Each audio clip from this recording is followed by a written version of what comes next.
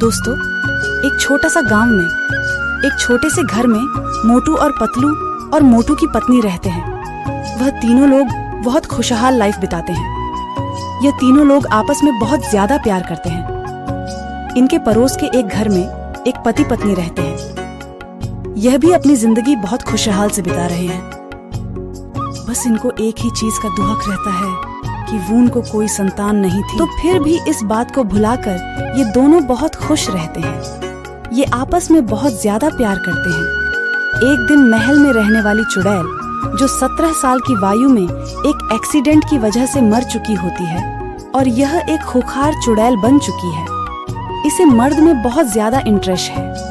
यह मन ही मन कुछ सोचती है और बोलती है, मेरी इतने कम उम्र में मेरी मौत हो गई और मैं चुड़ैल बन गई हूँ। मुझे तो कोई हरा नहीं सकता है, इसीलिए मैं चलती हूँ गांव में और गांव में जाकर किसी मर्द को लेकर आती हूँ। इतनी बातें बोलती है चुड़ैल और फिर वह अपने शक्ति की मदद से वह वहाँ से गांव में पहुँच जाती है। वह उस बगीचे में पहुँच जाती है जहाँ पर वह पहले खेलने के लिए आया करती थी।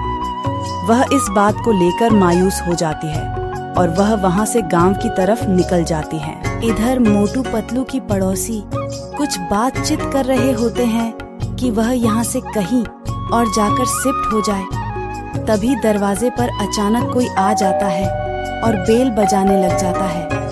तब सुमन बोलता है अपनी पत्नी से, तुम इस समय यहीं पर रुको, मैं अभी आता हूँ देख कर कि दरवाजे पर कौन आया है। इतनी बात बोलता है अपनी पत्नी से और बाहर जाने लग जाता है और बाहर निकल के देखता है कि एक चुड़ैल आई है। चुड़ैल बिना कुछ कहे ही सेयाम को अपने शक्ति से अपने महल में ले आती है और उससे एक रात भर मजे लेती है। फिर सुबह श्याम को मार देती है। सेयाम को मरने के बाद वह फिर गांव में किसी और को ढूंढने के लिए जाने लग जाती है और इधर मोटू और पतलू और उसकी भाभी खाना खाने के लिए जा ही रहे होते हैं। तभी उनकी दरवाजे पर कोई बेल बजा रहा होता है। बेल की आवाज सुनकर मोटू बोलता है, पतलू तुम अपने भाभी को लेकर यहीं पर रुको, मैं अभी देख कर आ रहा हूँ कि बाहर कौन आया है और इतना जोर जोर से बेल बजा रहा है, उसे इस वक्त कौन सी काम है। रुको मैं अभी आता हूँ तब खाएंगे। मोटू इतनी बातें बोलता है पतलू से और बाहर निकल कर देखता है कि वह तो चुड़ैल है। मोटू चुड़ैल को देख घबरा जाता है।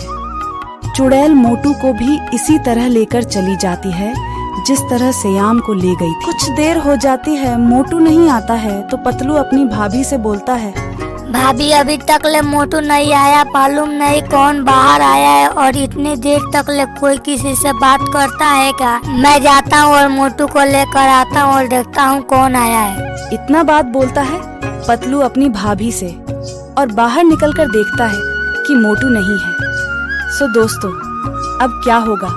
क्या मोटू बच जाएगा या नहीं, इसे देखना है। तो इस वीडियो को लाइक और चैनल पर नए हो तो चैनल को सब्सक्राइब कर दें। मिलते हैं नेक्स्ट पार्ट में, तब तक के लिए बाय बाय, टाटा।